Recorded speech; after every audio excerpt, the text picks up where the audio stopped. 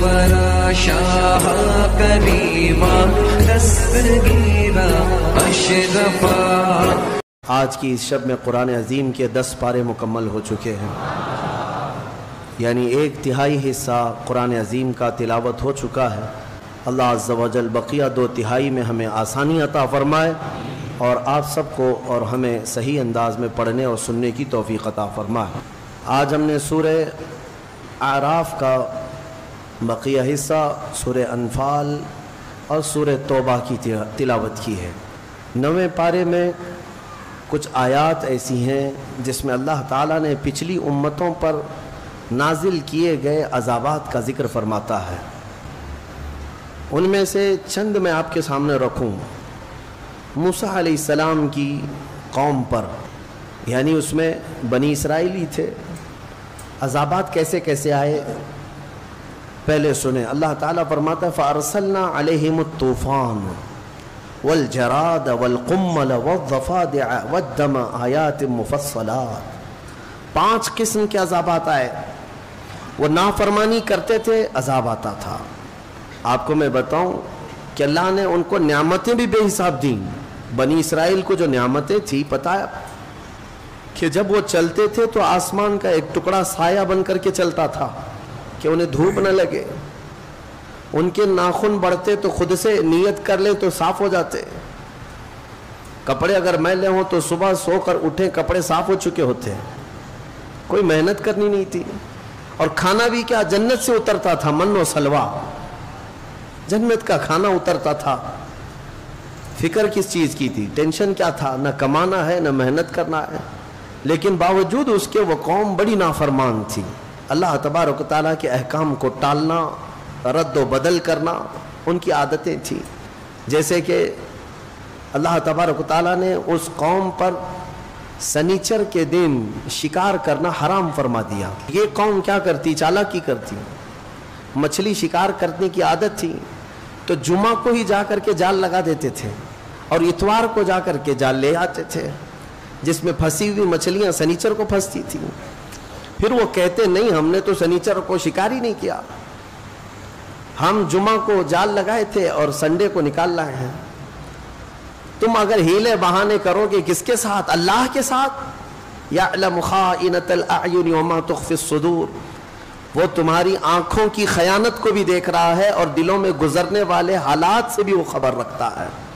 بہرحال تو یہ جو نافرمان قوم تھی، ان پر پہلا عذاب آیا طوفان کا، سیلاب آیا، اتنا کہ ہر چیز بہنے لگ گئی۔ یہ دوڑے دوڑے موسیٰ علیہ السلام کے پاس آئے، توبہ کیا، معافی مانگی، اللہ نے اس عذاب کو ٹال دیا۔ چند دن گزرے تھے کہ پھر اپنی پہلی والی روش پہ آ گئے، نافرمانی۔ پھر ویسے ہی برے اعمال، تو رب تعالیٰ نے دوسرا عذاب ٹڈیوں کا بھیجا۔ ٹڈی، یہ چڈے جو اڑتے ہیں، یہ اس قدر تیز آ گئے، ٹڈیوں کا عذاب ہوتا ہے۔ یہ پورے کے پورے ایک طوفان کی طرح ٹڈیوں کا جھنڈ آ جاتا تھا، نہ وہ کچھ دیکھ سکتے ہیں نہ کچھ پکڑ سکتے ہیں۔ کھانے میں ٹڈیاں، بستر میں ٹڈیاں، ہر جگہ۔ پھر وہ تنگ آ کر کے توبہ کے لیے آئے، توبہ کیا، معافی کی تلافی کی، رب تبارک و تعالیٰ نے پھر معاف کر دیا اور عذاب کو ٹال دیا، خوشی خوشی رہنے لگے۔ چند دنوں کے بعد پھر سے مستی، پھر سے وہی نافرمانی۔ پھر اللہ تبارک و تعالیٰ نے جوؤں کا عذاب بھیجا، جوئیں جو سر میں ہوتی، اس کا بھی عذاب آیا۔ یہ کیسے؟ اتنی جوئیں کہ ان کے صرف سر میں نہیں، ان کے کھانے میں، برتن میں، پانی میں، ہر جگہ جوئیں۔ وہ ایک لقمہ نہیں کھا سکتے تھے بغیر جوؤں کے۔ یہ بھی کئی دن تک عذاب چلتا رہا۔ پھر توبہ کیے، پھر معافی مانگی، اللہ تعالیٰ نے پھر توبہ قبول کیا، پھر معاف کیا۔ چند مہینے گزرے تھے کہ پھر نافرمانی کیا، پھر اپنی پرانی روش پر آئے۔ تب رب تبارک و تعالیٰ نے مینڈکوں کا عذاب بھیجا۔ میں گنا رہا ہوں، آپ توجہ چاہتا ہوں۔ مینڈکوں کا عذاب ایسے کہ اس قدر مینڈک بھر گئے بستی میں کہ ان کے بستروں پر، ان کے برتنوں پر، ان کے کھانے میں، ان کے پانی میں، ان کے سونے میں، ہر جگہ مینڈک۔ کوئی بندہ اگر سوتا تو اس کے چہرے پر مینڈک، سب چڑھ جاتے تھے. یہ عذاب تھا. دور ایک مینڈک کو دیکھنا اور ہے، لیکن سونے کے وقت 100 مینڈک تم پر چڑھ جائیں تو یہ عذاب ہے. پھر وہ آئے. یہاں تک کہ روایتوں میں بتایا گیا کہ وہ لقمہ اٹھاتے تھے کھانے کا، جب ہاتھ میں لیتے تھے وہ مینڈک بن جاتا تھا. کھانا نہیں کھا پا رہے تھے. پھر توبہ کیا، اللہ کی بارگاہ میں روئے، معافی مانگی، اللہ نے پھر معاف کیا. مینڈکوں کا عذاب اٹھا لیا گیا، ختم کیا گیا. اس کا مطلب یہ ہے کہ عذاب مولا بھیجتا ہے، لیکن جب جب بندے توبہ کرتے ہیں پھر وہ عذاب کو ٹالتا بھی ہے. وہ غفور ہے، رحیم ہے. پھر اس کے بعد چند مہینوں کے بعد پھر اپنی پرانی روش پر آئے بنی اسرائیل. وہی پرانے کام، وہی نافرمانیاں. تب رب تبارک و تعالیٰ نے خون کا عذاب بھیجا. ہر جگہ خون ہی خون تھا. ان کے کنویں، ان کے ندیاں، ان کے تالاب خون سے بھر گئے. اس قدر خون. ہاں ایک بات اور ہے کہ جو ایمان والے تھے، موسیٰ علیہ السلام کے فرمانبردار غلام تھے، ان پر یہ عذاب نہیں رہتا تھا. وہ مزے میں کھاتے پیتے رہتے تھے، ان پر عذاب نہیں تھا. تو یہ جو نافرمان لوگ ہیں، انہوں نے دیکھا کہ موسیٰ علیہ السلام کے ساتھیوں پر یہ عذاب نہیں ہے، تو جب کھانے کا وقت ہوتا تو دوڑے دوڑے ان کے پاس جاتے ہیں کہ میاں تم اپنا کھانا ہمیں کھلا دو. تمہارے کھانے میں خون نہیں ہے، ہمارے کھانے میں خون ہے. تو وہ مومن بندہ رحم کھا کر اپنے برتن سے کھانا اٹھا کر کے ان کے منہ میں ڈالتا، منہ میں جاتی خون بنتا. یہاں تک کہ وہ اتنے عاجز آ گئے، کہا کہ تم اپنے منہ میں لے لو اور اپنے منہ سے ہمارے منہ میں تھوک دو. وہ مومنین یہ بھی کرتے، پانی لیتے اپنے منہ میں اور پھر ان لوگوں کے منہ میں جب کھلا کرتے تو ان کے منہ میں آتے ہی خون بن جاتا. عذاب اللہ کا. کتنے ہیلے بہانے کرو گے بچنے کی. اخذناہم بغتہ، قرآن میں اللہ فرماتا ہے ہم اچانک پکڑ کریں گے، اور جب مولا کی پکڑ ہوتی ہے کوئی نہیں بچ پاتا. 7ویں پارے کی ایک آیت گزری ہے، رب تعالیٰ فرماتا ہے فَلَمَّا نَسُوا مَا ذُكِّرُوا بِهِ فَتَحْنَا عَلَيْهِمْ أَبْوَابَ كُلِّ شَيْءٍ حَتَّى إِذَا فَرِحُوا بِمَا أُوتُوا. جب لوگ بھول جائیں، اللہ کو بھول جائیں، تو رب تعالیٰ کیا فرماتا ہے؟ ہم ان کے لیے خوشیوں کے سارے دروازے کھول دیتے ہیں. ہاں مولا فرماتا ہے خوب خوش ہو جائیں، وہ خوب خوش ہو جائیں جو کچھ انہیں دیا گیا ہے. پھر اللہ فرماتا ہے اخذناہم بغتہ فاذا ہم مبلسون. ایک دن ہم اچانک پکڑ کریں گے، پھر وہ سارے ان کے منصوبے دھرے کے دھرے رہ جائیں گے، کچھ نہیں کر سکیں گے. تو بہت زیادہ عیاشی کرنے والے اگر یہ سمجھتے ہیں کہ ہم صحیح چل رہے ہیں، دیکھو نماز نہیں پڑھتے پھر بھی ہمارے پاس مال ہی مال ہے، ہم روزہ نہیں رکھتے پھر بھی ہمارے پاس جائیداد ہی جائیداد ہے، تم خام خیالی میں ہو، اللہ نے تمہیں ڈھیل دی ہے. جب بندہ رب تعالیٰ کو بھول جائے تو اللہ پوری دنیا کھول دیتا ہے اس کے لیے، خوشیاں منا لے، کیونکہ اب آخرت میں اس کا حصہ نہیں ہے. تو عذاب جو ہے رب تبارک و تعالیٰ کا یہ بہت سخت ہے. جو اس میں گرفتار ہوا اسے کوئی نہیں بچاتا. ایک بات یہ بھی میں بتا دوں کہ اللہ تبارک و تعالیٰ کے یہ عذابات جو آتے رہے، کئی مختلف قسم کے عذابات ہیں. ابھی یہ 5 تو میں نے بتایا. دوسری قوموں پر جو عذاب آتا ہے، شعیب علیہ السلام کی قوم وہ ناپ تول میں کمی کرتے تھے. ہاں کرانے کی دکان والے اچھی طرح سے سمجھ لیں، یا پھر کوئی بھی جس کے ہاں ناپ تول کرنا ہے ہوتا ہے، تم اگر کانٹے میں گڑبڑ کرتے ہو، ہاں ہو سکتا ہے گورنمنٹ کو دھوکہ دے دیں، گراہک کو دھوکہ دے دیں، اللہ کو نہیں. اور اللہ کو یہ سخت ناپسند چیز ہے. ناپ تول کا مطلب صرف اور صرف یہ وزن کرنے والے گیہوں چاول شکر ہی نہیں، دودھ بھی آیا اسی میں، تیل بھی آیا اسی میں، ناپنے والی چیز بھی، تولنے والی چیز بھی. اور شعیب علیہ السلام کی قوم اس بلا میں گرفتار تھی. ہزار انہیں سمجھایا گیا لیکن وہ باز نہیں آتے تھے. تو جانتے ہیں ان کو گھمنڈ کس بات کا تھا؟ وہ قوم حضرت شعیب علیہ السلام کے ڈرانے پر بھی یہ کہتی تھی کہ ہمیں کچھ ہوتا نہیں ہے، ہمیں کچھ نہیں ہوگا. اور انہوں نے جانتے پہاڑوں کو تراش تراش کر کے گھر بنا لیے تھے، پتھر کے پہاڑوں کو، اور اس کے اندر رہتے تھے. نہ بجلیاں اس پر اثر کرتی ہیں پہاڑ کے پتھروں پر، نہ طوفان کچھ کر پاتا، کچھ نہیں ہوتا. آج بھی وہ پہاڑ موجود ہیں. حضرت صالح علیہ السلام کی قوم کی خصوصیت قرآن میں یہ فرمائی گئی ہے کہ وہ لوگ پہاڑوں کو تراش تراش کر کے گھر بناتے تھے، ڈیزائن ایک سے ایک پہاڑ ایک خاندان کا، فری میں ملتے تھے پہاڑ۔ تو آج تک اگر وہ پہاڑ تراشے ہوئے موجود ہیں تو اس زمانے میں کتنے مضبوط رہے ہوں گے۔ تو انہیں اس بات کا گھمنڈ تھا کہ ہم سب سے مضبوط گھروں میں ہیں، کیا کر لو گے ہمارا؟ اللہ کے نبی ڈراتے تھے۔ اچھا، اس قوم کو یہ معلوم تھا کہ نوح علیہ السلام کی قوم پر جو عذاب آیا تھا وہ سیلاب آیا تھا، پانی آیا تھا، اگر ویسا عذاب آئے تب بھی ہمارا کچھ نہیں ہوگا، ہم پہاڑوں میں رہتے ہیں۔ اور دوسرے حضرت لوط علیہ السلام کی قوم پر عذاب آیا تھا، پتھروں کی بارش کی گئی تھی، نوکیلے پتھر برسائے گئے تھے۔ تو یہ شعیب علیہ السلام کی قوم یہ سمجھتی تھی کہ اگر وہ عذاب بھی آیا تب بھی ہمارا کچھ نہیں ہوگا، نوکیلے پتھر 1000 برسیں پہاڑوں پر کچھ نہیں ہوگا، وہ پہاڑ ٹوٹنے والے نہیں ہیں، ان کو اس بات کا بھی گھمنڈ تھا۔ اچھا، اور ایک چیز، پچھلی قوم پر ایک عذاب اور بھی آیا تھا، ہوا کا عذاب، کہ ہوا اتنی تیز چلتی کہ چھتیں اکھاڑ لے جاتی تھی، گھر کے گھر اجڑ جاتے تھے۔ تو شعیب علیہ السلام کی قوم کو یہ بھی گھمنڈ تھا کہ اگر ہوا کا عذاب بھی آیا تب بھی ہمارے پہاڑ اڑا نہیں سکے گی ہوا، اتنے مضبوط ہیں۔ سوچو، اس قوم کو یہ غرور تھا کہ سیلاب آئے تب بھی ہم بچیں گے، پتھروں کی بارش ہو جائے تب بھی ہم بچیں گے، اور ہواؤں کا عذاب آئے تب بھی ہم بچیں گے۔ لیکن مولا تعالیٰ نے ان کے غرور کو توڑنے کے لیے کیا عذاب بھیجا؟ قرآن میں رب تعالیٰ نے فرمایا ہے، صرف اور صرف ایک فرشتے کو اللہ نے اتارا، ایک فرشتہ اترا، جبرائیل علیہ السلام آئے، اور انہوں نے صرف اور صرف زمین پر کھڑے ہو کر کے اپنی آواز بلند کی، چیخ ماری۔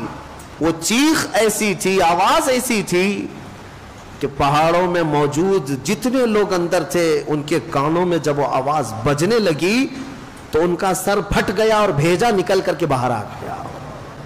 ہاں، آپ کیا سمجھتے ہیں یہ بم جو ہوتا ہے آج، ایٹم بم جو پھٹتا ہے تو دھماکہ ہوتا ہے، اس کے اندر طاقت کس چیز کی ہوتی ہے؟ آواز کی طاقت ہوتی ہے۔ بہت تیزی سے جب کوئی چیز آواز آتی ہے تو اچھی اچھی چیزیں ہل جاتی ہیں۔ اب جب وہ سید الملائکہ فرشتے نے آواز لگائی تو میاں تم جہاں کہیں بھی بیٹھے ہو، پھٹنا تو تھا ہی، سب کے سب عذاب میں گرفتار ہوئے، تم اللہ کے عذاب سے بچ پاؤ گے؟ جب وہ پکڑ کرنے پر آئے تو پھر تم کہیں پر بھی جاؤ۔ اسی لیے ایک بات مجھے یاد آتی ہے محبوب الہی نظام الدین اولیاء رحمۃ اللہ علیہ کی، کیا آپ سے ایک مرید نے پوچھا کہ حضور کبھی کبھی گناہ کرنے کی اجازت تو ہونی چاہیے؟ آپ نے کہا کیوں نہیں، بالکل ہونا چاہیے۔ اب تو مرید صاحب چوڑے ہو گئے، پیر صاحب کہہ رہے ہیں ہاں ہو سکتا ہے، اجازت مل سکتی ہے۔ کہا حضور بتائیے تو صحیح، کب کریں؟ کہا 2 شرطیں ہیں، جب بھی گناہ کرنا ہو 2 شرطیں ہیں میری طرف سے، یاد رکھ لینا۔ کہا بتائیے جلدی۔ محبوب الہی نے فرمایا جب کبھی گناہ کرنے کا ارادہ ہوا تو اللہ کی سلطنت سے باہر جا کے کرنا، ایسی جگہ جانا جہاں اللہ کی سلطنت نہ ہو، وہاں جا کے گناہ کرو۔ اس نے کہا حضور ایسی جگہ کہاں ہے؟ ایسی جگہ ہے؟ اللہ کی سلطنت سے خارج ہو کر کے جو گناہ کرنا ہے کر لو۔ کہا یہ تو ممکن نہیں ہے۔ کہا دوسری کوئی شرط؟ محبوب الہی نے کہا ہاں ایک اور شرط ہے، گناہ کرنے کی خواہش ہو تو اس وقت گناہ کرنا جب تیرا رب غافل ہو، تیرا رب سو رہا ہو۔ کہا دونوں بھی چیزیں ناممکن ہیں، نہ ایک ذرہ اس کی سلطنت سے خارج ہے اور نہ ایک لمحہ کے لیے میرا مولا غافل ہے۔ لا اللہ لا الہ الا هو الحی القیوم لا تأخذہ سنۃ ولا نوم، وہ اللہ ہے جس کو نہ اونگ آتی ہے نہ نیند آتی ہے۔ تب پھر اس نے کہا کہ حضور یہ دونوں ناممکن ہے، تو محبوب الہی نے فرمایا تو پھر شرم آنی چاہیے کہ اسی کی سلطنت میں، اسی کی زمین پر، اسی کا کھا کر اسی کے سامنے گناہ کرے، اس سے بڑی بے باکی کیا ہو سکتی ہے؟ پھر بھی وہ مولا رحیم ہے کہ تمہارے عیبوں کو چھپاتا ہی رہتا ہے، فوراً عذاب نازل نہیں کرتا۔ اب آؤ میں تمہیں پتے کی بات بتانے جا رہا ہوں، ہماری تفسیر کا لب لباب ہے، یہ خلاصہ ہے۔ عذابات تو بہت آئے، عذابوں نے ہلاک کر دیا، زمین کو اٹھا کر کے پلٹ دیا گیا ہے قوم سمود پر، قوم صدوم پر زمین اٹھائی گئی تھی. ایک قوم ایسی جن کو اللہ نے بندر بنائے، ایک قوم ایسی جن کو اللہ نے خنزیر بنایا، چہرے بگاڑ دیے گئے، زمین کو کھول دیا گیا، پوری قوم کو دھسا دیا گیا. آج بھی بہت ساری جگہ کھدائی میں پرانے شہر ملتے ہیں، ہاں پرانی آبادیاں ملتی ہیں، کسی نہ کسی زمانے میں وہ دھسے ہوئے لوگ ہوں گے، شہر کے شہر نیچے زمین پر دھس گئے ہیں. یہ سب عذابات آئے. لیکن ہم نے آج ہی کے پارے میں ایک آیت یہ بھی تلاوت کی کہ کچھ لوگوں نے کہا رسول پاک صلی اللہ تعالی علیہ وسلم کی بارگاہ میں کہ اگر اللہ تبارک و تعالی ہے تو پھر پتھروں کی بارش ہم پر کر دی جائے، ہمیں فامطر علینا حجارۃ من السماء، آسمان سے ہمیں پتھروں کی بارش کر دی جائے. رب تعالیٰ نے جواب میں کیا فرمایا؟ اللہ تعالیٰ نے فرمایا وَمَا كَانَ اللَّهُ لِيُعَذِّبَهُمْ وَأَنْتَ فِيهِمْ. اب اللہ ویسا عذاب نہیں نازل کرے گا اس لیے کہ ان کے بیچ میں میرا محبوب آرام کر رہا ہے. اے مسلمانوں، کیا آج گناہ ویسے نہیں ہو رہے ہیں؟ ناپ تول میں کمی کرنے والے ہر شہر میں ملیں گے. لوط علیہ السلام کی قوم کا گناہ کرنے والے ہر شہر میں ملیں گے. نوح علیہ السلام کی نافرمان قوم کے بہت ساری مثالیں ہر شہر میں ملیں گی. موسیٰ علیہ السلام کی نافرمان قوم کی کئی نافرمانیاں آج بھی ملیں گی. پچھلے گناہ تو ہو ہی رہے ہیں لیکن عذاب ویسے نہیں آ رہے. کسی کو خنزیر بنایا گیا، کسی کو بندر بنایا گیا. کیا پتھروں کا عذاب نازل ہوا؟ نہیں ہوا. کیوں نہیں ہوتا ہے؟ اس لیے کہ قرآن کہتا ویسا عذاب اب نہیں آئے گا، اس لیے کہ اللہ کا رسول ان کے درمیان آرام فرمائے، محبوب کائنات ہے. اے مومنوں، فخر کرو جتنا چاہو، اس لیے کہ اس رسول کی برکت سے اللہ نے بہت سے عذابات ہم سے دور کر دیے. یہ رسول کریم صلی اللہ علیہ وسلم کی برکت صرف مومنوں کے لیے نہیں، یہاں پر موجود دنیا میں کافر، مشرک، مرتد، ملحد جتنی قومیں ہیں سب بچے ہوئے ہیں رسول پاک کی وجہ سے. نبی آخر الزمان صلی اللہ تعالی علیہ وسلم کا ہمارے درمیان ہونا یہ کتنا بڑا رحمت کا سبب ہے. اس لیے میں کہتا ہوں کہ کم از کم تمہیں اگر اپنی ویلیو معلوم ہو جائے نا، تمہیں اپنی حیثیت معلوم ہو جائے کہ تم کون ہو، تو پھر ادھر ادھر منہ کبھی نہیں مارو گے، ادھر ادھر ہاتھ کبھی نہیں پھیلاؤ گے. تمہیں اندازہ بھی نہیں ہے کہ اللہ نے تمہیں کون سی قوم میں پیدا کیا. اے عزیز مسلمانوں، اللہ نے اس امت میں پیدا کیا تمہیں جس میں پیدا ہونے کی تمنا پچھلے نبی بھی کیا کرتے تھے. بنی اسرائیل کے انبیاء دعا کرتے تھے. تم کو بغیر مانگے اللہ نے اس امت میں پیدا کیا. مانگ کے آئے تھے دنیا میں، بغیر مانگے پیدا کیا ہے. حضرت سفیان ثوری رحمۃ اللہ علیہ سے ایک روایت ہے، کتنی پیاری بات وہ کہتے ہیں. ارشاد فرماتے ہیں کہ اے رسول پاک کے امتی، جب تجھے یہ معلوم ہے کہ تیرے بغیر مانگے اللہ نے تجھے اپنے محبوب کی امت میں بنایا، تو کیا وہ تیرے مانگنے پر اپنی جنت نہیں عطا کرے گا؟ بہرحال میرے عزیزو، عذابات نہیں آتے آج تو اس لیے نہیں کہ تم نیک ہو، عذابات اس لیے نہیں آتے کہ ہمارے رسول کی رحمت ساتھ میں ہے. حضور پاک صلی اللہ تعالی علیہ وسلم کا بھی یہ احسان ہے ہمارے اوپر، حضور کا یہ احسان ہے ہمارے اوپر کہ ہمارے درمیان آرام کر رہے ہیں. تم کتنے خوش قسمت ہو، جب چاہو میرے مصطفیٰ کی حاضری کے لیے مدینے جا سکتے ہو. یہ سب کو میسر نہیں ہے، فرشتوں کو بھی میسر نہیں ہے. فرشتوں کی بھی باری لگا دی گئی ہے وہاں جانے کے لیے، ان کی عمر میں ایک ہی بار باری آتی ہے. تم فخر کرو، جب چاہو میرے مصطفیٰ کے دربار میں جا سکتے ہو. اور اگر کوئی غریب ہے جا نہیں سکتا تو جہاں سے رویا وہیں مصطفیٰ تشریف لائے. یہ میرے آقا کی رحمت نہیں ہے تو اور کیا ہے؟ حضور پاک کی رحمت ہے کہ وہ ہمارے درمیان ہے. اسی لیے شاعر نے کہا تھا وہ ہر عالم کی رحمت ہے، کسی عالم میں رہ جاتے. وہ جنات کے لیے رحمت ہے کہ نہیں ہے؟ وہ فرشتوں کے لیے رحمت ہے. اللہ تعالیٰ کے 18,000 عالم، 18,000 مخلوقات کی الگ الگ دنیا، وہ رسول سب کے لیے رحمت ہے، سب کے لیے رحمت ہے. کسی بھی دنیا میں رہ جاتے میرے مصطفیٰ، وہ ہر عالم کی رحمت ہے. کسی عالم میں رہ جاتے یہ ان کی مہربانی ہے کہ یہ عالم پسند آیا. اسی لیے مدینے والے 1400 سال گزر گئے، 1400 سال گزر گئے، آج بھی میں نے مدینے کے بچوں کو اور بچیوں کو دیکھا ہے، چاہے وہ ماڈرن ایجوکیشن بھی لیتے کیوں نہ ہو، اسکول میں بھی کیوں نہ جاتے ہو، لیکن جب وہ اپنے گھروں میں آتے ہیں فخر کسی بات پر کرتے ہیں تو یہی کہتے ہیں طلع البدر علینا، ہم پر اللہ کی طرف سے 14ویں کا چاند طلوع ہوا ہے۔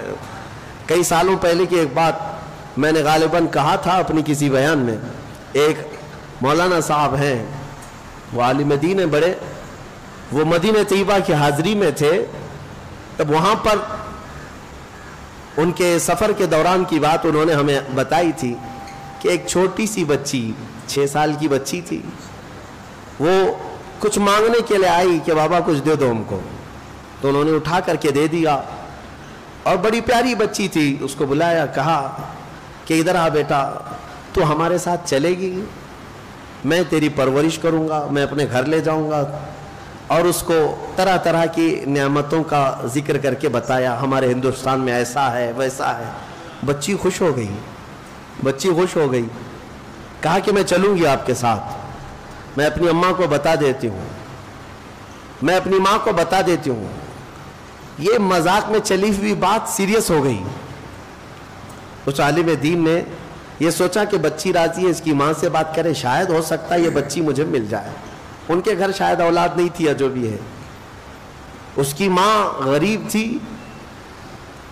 تھی، بچی نے جب یہ کہا کہ میں ان کے ساتھ جاتی ہوں، ضد کرنے لگی، کہا کہ ایسا ہوتا نہیں ہے۔ بہرحال شام کا وقت تھا، مسجد نبوی کے باہر، اس عالم دین سے وہ بچی پوچھتی ہے کہ بابا جان آپ لے کے جائیں گے، یہ ہرا گنبد ہندوستان میں ہے جہاں آپ لے جاؤ گے، یہ گنبد ہے؟ اس عالم دین نے کہا بیٹا یہ ایک ہی ہے، کہیں اور نہیں ملے گا، یہ یہی ہے۔ تب وہ ہاتھ جھٹک کر کے بھاگتی ہے، کہتی ہے میں یہاں سے کہیں نہیں جا سکتی، اگر یہ ہے تو آؤں گی، نہیں تو نہیں آؤں گی۔ 6 سال کی بچی کا یہ جذبہ ہے، وہ میرے مصطفیٰ کے قدموں سے جدا ہونا آج بھی نہیں پسند کرتے۔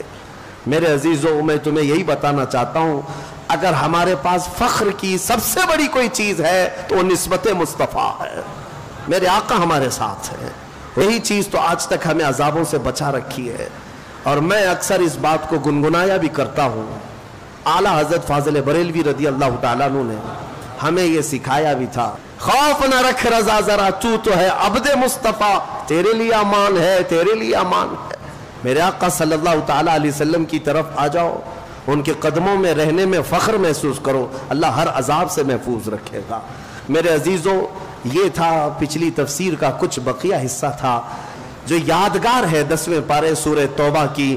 اللہ تبارک و تعالیٰ نے ایک سفر کا ذکر فرمایا، اور وہ بہترین سفر ہے۔ کس کا سفر؟ میرے مصطفیٰ کریم کا۔ مکہ سے لے کر مدینے کا جو سفر تھا، ہجرت کے سفر کا ذکر آج کے پارے میں آیا ہے۔ اللہ تعالیٰ نے ذکر فرمایا، رسول کریم صلی اللہ تعالیٰ علیہ وسلم مکہ مکرمہ میں 13 سال تک قیام فرمائے اعلان نبوت کے بعد، اور بڑی مشقتیں، بڑی کلفتیں دیکھنے کو ملی۔ 3 سال میرے آقا صلی اللہ علیہ وسلم کے پورے خاندان کا مکہ والوں نے بائیکاٹ کیا تھا، کھانا پینا ملنا جلنا سلام کلام سب بند کر رکھا تھا، کسی کو حضور کے خاندان کے قریب تک آنے نہیں دیتے تھے۔ 3 سال میرے آقا صلی اللہ تعالیٰ علیہ وسلم کے جو ایسے گزرے، ان میں کئی دن ایسے آئے ہیں جس میں صرف ہرے پتے میرے آقا نے کھائے، چمڑوں کو ابال کر کے کھایا گیا۔ مکہ کے کفار نے بڑے ظلم کیے، حضور کے غلاموں کو پکڑ کر کے مارا، قتل کیا، شہید کیا۔ 13 سال کے بعد میرے مولا نے، رب تعالیٰ نے رسول کریم صلی اللہ علیہ وسلم کو حکم فرمایا کہ اے محبوب، آپ مکہ سے نکل کر کے مدینے کے سفر پر چلیں۔ یہ وہی ہجرت کی رات ہے جب میرے آقا صلی اللہ تعالیٰ علیہ وسلم کو قتل کرنے کے لیے مکہ کا ہر خاندان تیار تھا، اور سارے لوگ اپنے اپنے ہاتھوں میں تیز دھار تلوار لیے میرے آقا صلی اللہ علیہ وسلم کے گھر کے ارد گرد کھڑے ہو گئے کہ رات کا وقت ہوگا، سب کے سب اندر داخل ہوں گے، ایک ساتھ حملہ کریں گے، کیونکہ اس زمانے میں بدلے کی لڑائیاں بہت چلتی تھیں۔ تو سارے خاندان والے اس لیے آ گئے تھے کہ قریش پھر محمد صلی اللہ علیہ وسلم کے بدلے کے لیے لڑ نہ سکے کسی سے، سب خاندان ہیں تو کس سے لڑیں گے قریش، اس لیے سارے لوگ مل کر کے قتل کرنا چاہتے تھے. اور اسی رات کو مولا تعالیٰ حکم فرماتا ہے رسول آپ یہاں سے ہجرت فرمائیں. مولا کائنات علی مرتضیٰ شیر خدا رضی اللہ تعالیٰ عنہ میرے آقا صلی اللہ تعالیٰ علیہ وسلم کے ساتھ تھے. حضور نے ان کو اپنے بستر پر لٹایا اور خود میرے آقا گھر سے باہر نکلے, یاسین شریف کی تلاوت کرتے ہوئے اپنے ہاتھ میں مٹی اور کنکریاں کچھ لیں اور جو باہر گھر کے کھڑے تھے ان کفار کے منہ پر پھینک دیا. اور حضور اکرم صلی اللہ علیہ وسلم ان کے درمیان سے چلتے چلتے نکل آئے, کسی ایک کافر کو بھی میرے آقا نظر نہیں آئے. مولا نے آنکھیں اندھی کر دی ان کفار کی, ان کے بیچ سے نکل کر کے آئے. اور جب مدینہ طیبہ جانا تھا تو حضرت ابوبکر صدیق کو ساتھ لیا, ان کے گھر سے ان کو اپنے ساتھ لیا. اور مدینے کے راستے پر جانے سے پہلے غار ثور بیچ میں, یہ اپوزٹ ڈائریکشن میں ہے, مدینے کے راستے پر نہیں, اپوزٹ ڈائریکشن میں ہے. لیکن حضرت ابوبکر صدیق کے مشورے پر اس غار ثور میں تھوڑا سا رکنا ہو گیا, اس لیے کہ پتا تھا کہ کل صبح اب یہ مکہ والے تلاش شروع کر دیں گے, ڈھونڈیں گے ادھر ادھر. اور وہ سب کو پتا تھا مکہ والوں کو کہ محمد صلی اللہ علیہ وسلم اگر کہیں جا سکتے ہیں تو مدینہ ہی, کیونکہ مدینے والے پہلے ہی بہت سارے ایمان لا چکے تھے. تو غار ثور میں میرے آقا صلی اللہ علیہ وسلم نے قیام فرمایا. وہ غار آج بھی موجود ہے, 5000 فٹ اونچے پہاڑ, اس پر ایک غار ہے جہاں صرف 2 لوگوں کے بیٹھنے کی جگہ ہے آج بھی. اور روایتیں بتاتی ہیں میرے آقا صلی اللہ تعالیٰ علیہ وسلم غار ثور پر جب چڑھنے لگے تو صدیق اکبر کو دیکھا نہ گیا. حضور اتنی بلندی پر پیدل جائیں گے, تھکان کے آثار ہیں. صدیق اکبر نے اپنے کندھے پیش کیے, یا رسول اللہ آپ میرے کندھوں پر سوار ہوں, آپ کا غلام لے کر کے اوپر چڑھے گا. میں آپ کو بتاتا ہوں تم پانی کی ایک بوتل لے کر کے اوپر تک جا نہیں پاؤ گے. ہاں سفر بڑا کٹھن ہے, وہ ہم گئے, بہت سخت لگتا ہے, کوئی چیز اپنے پاس نہیں ہونی چاہیے, ایک تھیلی بھی لے جانا مشکل ہو جاتا ہے. لیکن صدیق اکبر کے مقام کو کون جانے جن کے کندھوں نے بار نبوت کو اٹھایا. اور حضرت ابوبکر صدیق اس غار تک لے گئے اور اس غار کو ہر طرح سے کپڑے پھاڑ پھاڑ کر بند کیے, کوئی سوراخ باقی نہ رہے کہ کہیں سے کوئی کیڑا بھی آ کر میرے مصطفیٰ کریم کو ایذا نہ پہنچا سکے. ایک عاشق کی جانثاری اور ناموس رسالت کی حفاظت کسے کہتے ہیں وہ صدیق اکبر کی ذات سے سمجھ میں آتا ہے. حضرت ابوبکر صدیق کی ذات سے سمجھو, سب کچھ حفاظت کے ساتھ رکھا, پھر بھی ایک سوراخ باقی رہا تو اپنا پیر اس پر لگا کر حضور پاک صلی اللہ تعالیٰ علیہ وسلم کے آرام کے لیے اندر بلایا.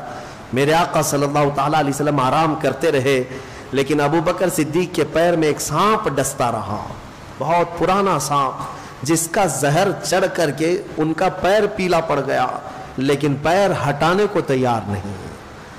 حضور پاک کے آرام میں خلل نہ ہونے پائے, جان پر بنا چکی تھی لیکن پیر نہیں ہٹایا. صدیق اکبر کا ایمان کیا تھا, موت آئے گی تو رخ مصطفیٰ پہ آئے گی, حضور سامنے ہے, پھر کس بات کا ڈر ہے. حضرت ابوبکر صدیق پیر نہیں ہٹایا, درد کی شدت اتنی بڑھ گئی. خود میرے آقا بیدار ہوئے, پوچھا کہ کچھ تکلیف ہو رہی ہے ابوبکر؟ کہا یا رسول اللہ سانپ کاٹ رہا ہے. میرے آقا نے فرمایا پیر ہٹا دو. کہا نہیں کہیں آپ کو ایذا نہ دے دے. حضور نے فرمایا تم پیر ہٹاؤ, کوئی موذی ہمیں ایذا نہیں دے گا. جانور حضور کو ایذا نہیں دے سکتے کیونکہ میرے آقا ان کے لیے بھی رحمت ہے. آپ نے پیر ہٹایا, سانپ اندر آیا, جو دیدار کا مشتاق تھا دیدار کیا اور ویسے ہی واپس چلا گیا. صدیق اکبر کو اگر اس نے ڈسا بھی ہے تو وہ عشق کی پیاس تھی, حضور پاک صلی اللہ علیہ وسلم کے دید کی طلب تھی. رسول کریم صلی اللہ تعالی علیہ وسلم نے اپنا لعاب پاک حضرت ابوبکر کے پیر میں لگایا اور ان کا پورا زہر اتر گیا. جو میں ختم کرتا ہوں اپنی بات کو کہ غار ثور میں ایک واقعہ جو پیش آیا, قرآن کہتا ہے اذ اخرجہ الذین کفروا ثانی اثنین اذ ہما فی الغار اذ یقول لصاحبہ لا تحزن ان اللہ معنا. یہ آیت کریمہ ہے. ایک وقت ایسا آیا کہ کفار و مشرکین ڈھونڈتے ڈھونڈتے غار تک بھی پہنچ گئے ان کے پیر نظر آنے لگ گئے حضرت ابوبکر صدیق کو. حضرت ابوبکر صدیق کے سینے میں خوف ہو گیا کہ پورے کے پورے یہ قاتل بپھر کر کے آ گئے, ہم دو ہی ہیں یہاں پر, اور غار کے قریب آ گئے. وہ پیروں کے نشان دیکھ کر کے آئے ہوں گے یا کسی بھی طرح سے وہاں تک پہنچ گئے. اب ڈرنے لگے حضرت ابوبکر. تو جانتے ہیں میرے آقا نے ان کے سینے پر ہاتھ رکھا اور ایک جملہ فرمایا, لا تحزن ان اللہ معنا. ابوبکر مت گھبرا, اللہ ہمارے ساتھ ہے.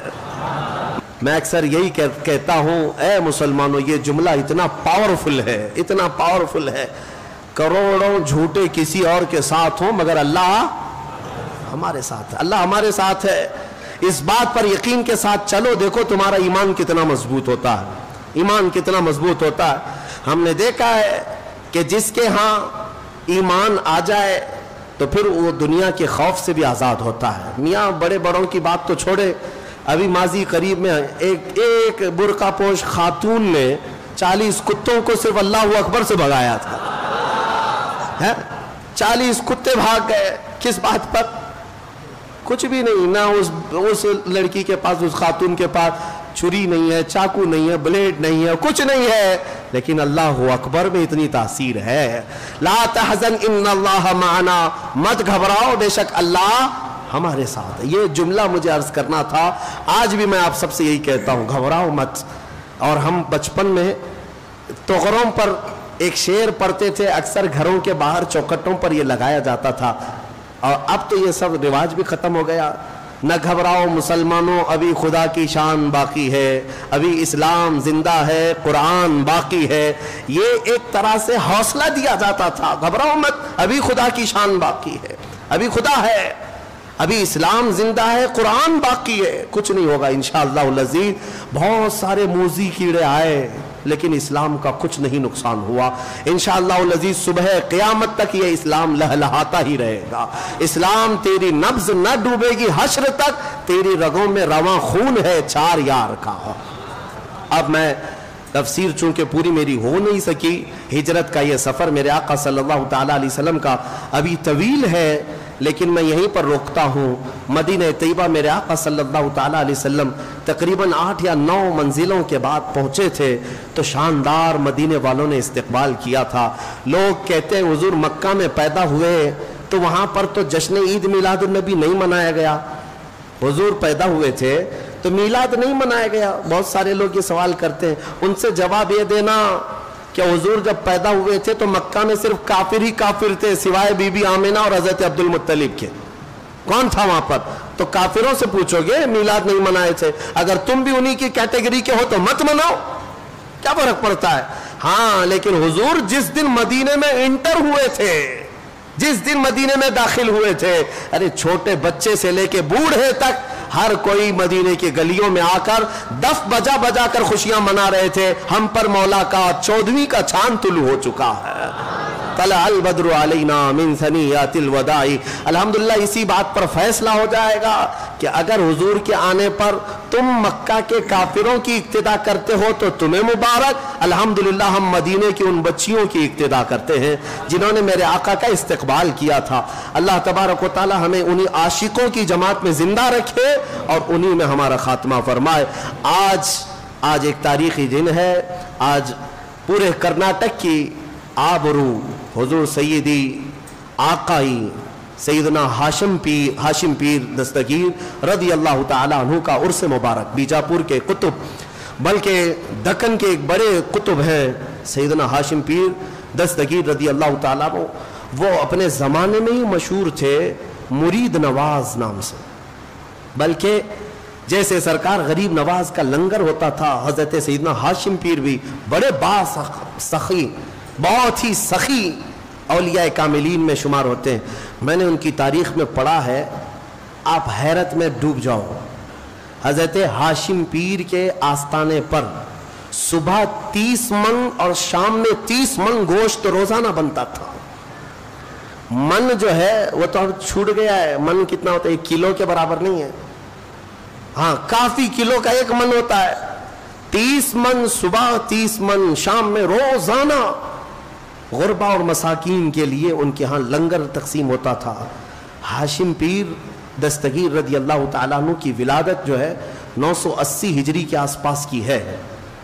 آپ 10ویں صدی ہجری کے اولیاء کاملین میں سے ہیں اور آپ کا سلسلہ نسب حسینی سادات میں سے ہیں آپ. اور مجدد وقت حضرت سیدنا شاہ وجیہ الدین علوی گجراتی رضی اللہ تعالیٰ عنہ شتاری، ان کے خاندان سے آپ کا تعلق ہے. آپ کے والد گرامی حضرت برہان الدین.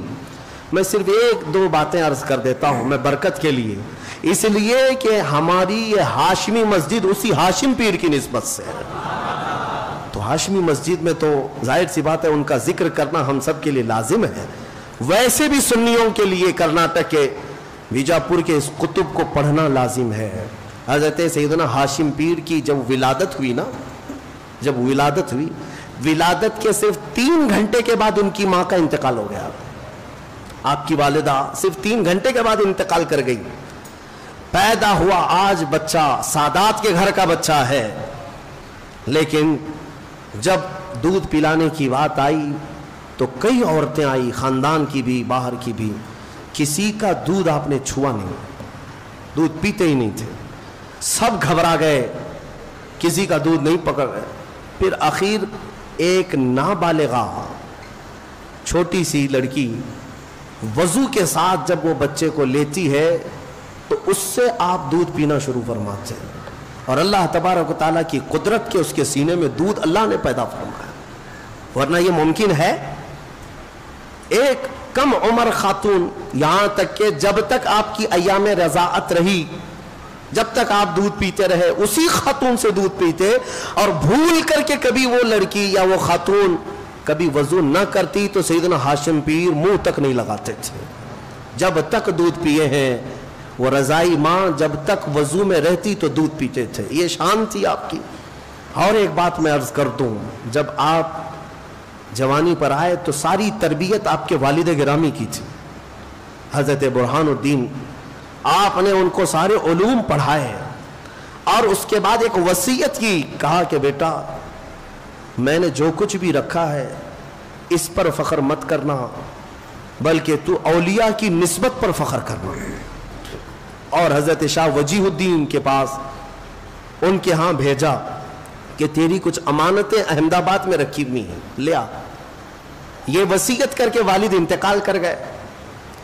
اس وقت حضرت سیدنا ہاشم پیر کے پاس بے پناہ جائیدادیں بہت کچھ تھی والد کی طرف سے جو ملی تھی. جب والد کا انتقال ہوا اور آپ کو سفر پر جانا تھا، ایک دن میں ساری جائیداد، سارا مال، سب کچھ خیرات کر دیا، سب تقسیم کر دیا. کسی چیز کے مالک نہیں رہے، سب لٹا دیا اور تنہا سفر پر گئے. سفر پر وہ امانتیں لے کر کے آئے، جو خرقہ تھا، جو آپ کو سلسلے کے تبرکات تھے، وہ سب لے کر جب بیجاپور تشریف لائے. ایک وقت ایسا آیا کہ ایک بزرگ حضرت خانہ وہ آئے اور وہ بڑی عمر کے تھے.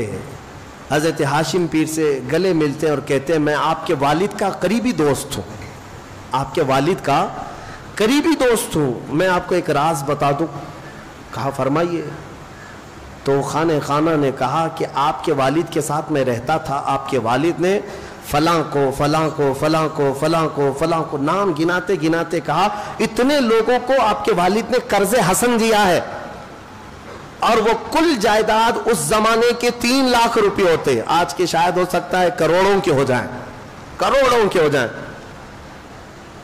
تو حضرت ہاشم پیر نے کہا اتنے لوگوں کو میرے باپ نے قرضہ دیا ہے لیکن مجھے نہیں بتایا، مجھے نہیں پتا. اور اس کے بعد حضرت خانہ نے کہا آپ قرضہ وصولی کا حکم دے دیں، سب کے طرف سے قرضہ آ جائے گا. آپ نے مسکرا کر ایک جملے میں فرمایا جو مجھے وراثت میں ملا تھا وہ میں نے تقسیم کیا، تو پھر ان لوگوں سے قرض حسن واپس لینے کا سوال ہی نہیں پیدا ہوتا. مجھے اللہ تبارک و تعالیٰ نے فقر عطا کیا، میں اسی فقر میں پوری زندگی گزاروں گا. فقر کے ساتھ پوری زندگی بتائی ہے. حضرت سیدنا ہاشم پیر دستگیر رضی اللہ تعالیٰ عنہ کی ذات پر پھر کسی اور موقع پر عرض کروں گا. وہ اللہ تبارک و تعالیٰ کے ایسے ولی جو زاہد فی الدنیا تھے، دنیا میں رہ کر کے زہد کیا، ترک دنیا کیا، کبھی دنیا اپنے قریب آنے نہیں دیا، پھٹکنے نہیں دیا. اللہ تبارک و تعالیٰ ان کے قدموں کی برکت ہمیں عطا فرمائے، ان کی نسبت اللہ تعالیٰ ہم سب کو تا دیر قائم و دائم فرمائے، اور ان کے فیوز و برکات سے ہمارے پورے مجمع کو مولا تعالیٰ فیض یاب فرمائے۔ وآخر دعوانا